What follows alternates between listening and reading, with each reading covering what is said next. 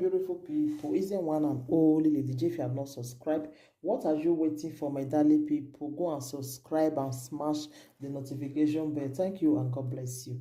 My Bonga people, today's topic now about like seriously. Sometimes maybe they pray make village people not visit us. Maybe they pray say if you marry, if you really marry, may you cover your marriage with the blood of Jesus. Really, because so many things they happen for this world now. Many things they happen. E get one wey just happen now, my darling people, like seriously. I don't say many people don't talk, but I don't hear the story, but the thing shocked me, the thing shocked me. Why I want to do this topic be say, if you really marry, I beg, cover your marriage with the blood of Jesus. So maybe they cover our marriage with blood of Jesus, because many things they happen for this world. Many things they happen. Like seriously, this one they very, very painful. This woman and this man, they just marry, my darling people. As they marry, the woman come. As they marry, so they just marry. After 2 days, my darling people, this man just, as they sleep for bed in the night, this man just go carry a knife. As he carry the knife come, he begin to choke the woman. He begin to choke the woman. He begin to choke the woman. As they choke the woman, the woman dey shout. So neighbors come run, come say, wetin dey happen? Wetin dey happen? Na the man say, na that time the man eye come clear. He say na monster, na him see. Him see monster, na the monster him dey shook. Then they come say, na your wife dey ground, so na your wife, na you shook. He say no, he say na monster, na him see, not be his wife. My people, the thing shockalize me. The thing shock everybody. The thing shock everybody, my darling people. Like seriously, when I hear this story, I shockalize. Now so they rush the woman, go hospital, call ambulance. They rush the woman. So the man, they come arrest her. Thank God, he never quick the woman, baby. So the woman now dey hospital, my darling people.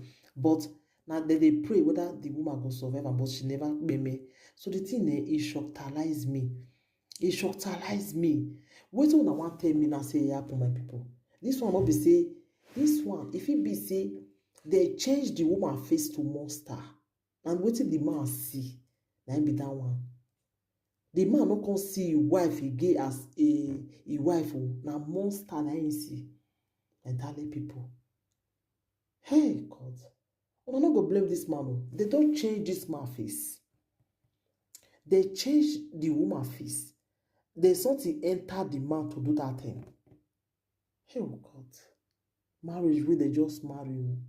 You just go put money for the woman head after 2 days. And these two people don't they friend each other since so. Follow each other since so. They never experience this kind of thing. But when you can't go put money, then the village people can say, Nana one visit to now. Then they just change the woman face to monster. This man come begin go the chuka. It's not a monster in see.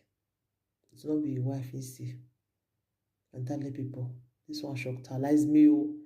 This one it shock me.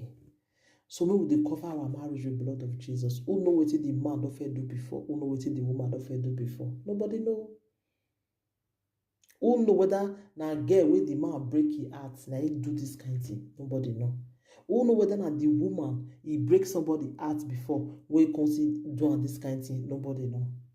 Who know whether na a person wey don't offend for a long time, where they don't even beg, say forgive me. He will say yes, I don't forgive. And our rights never forgive. Nobody know.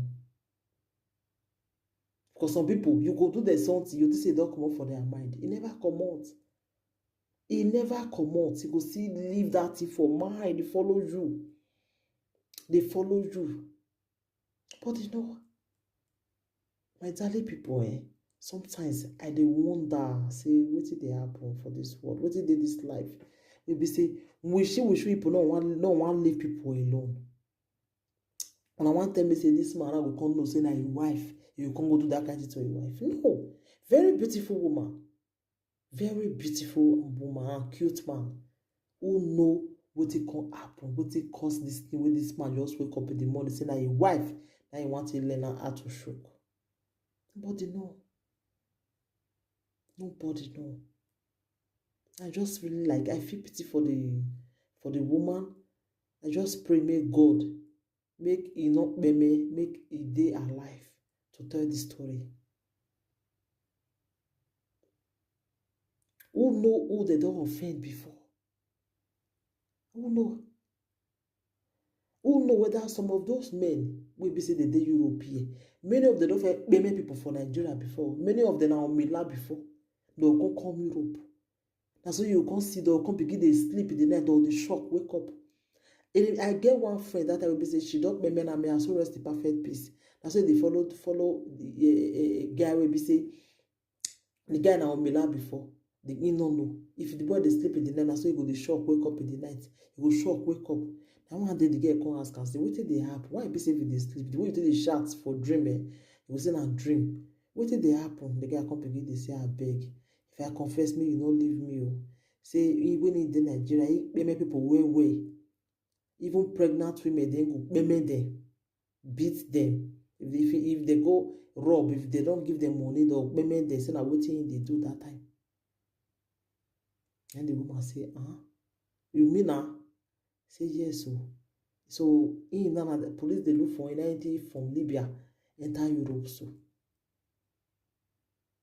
and the woman come to say, God, if you how we go do this one? The woman come to say, no one follow him again. The woman become the verse, the man come the beggar. And she come to stay with the guy that time, you know. What make me they talk this one now? Be say, who know all those things? We be say people where you don't fit men and the blood, they are you come they worry you, then you now come you come they do another person where they innocent now come they use the end they carry. Who know? Who know what this guy don't fit go pull hand? Nobody know. Nobody know because somebody know just wake up in the morning say na to meme your wife now you want do.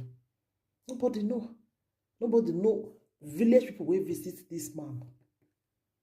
When you just wake up in the night, say that your wife you want meme. Mentally people one have to be prayerful. Especially if you just marry. Pray for your marriage, I beg. Pray, may they not go change your husband face or change your wife face. More may go do what you're not supposed to do. We will pray. We will cover ourselves with blood of Jesus. We will cover our family, our marriage with blood of Jesus. We will put her for God hand because nobody know what happen when this man begin to wake up say that your wife he want come me by Dale people. So this one it shocked me. It shocked my Dale people. Thank you everybody. Take care until I come your way next time again. I remember your one and only Lady J. If you have not subscribed, what are you waiting for, my darling? People go and subscribe and smash the notification bell. Thank you and God bless you.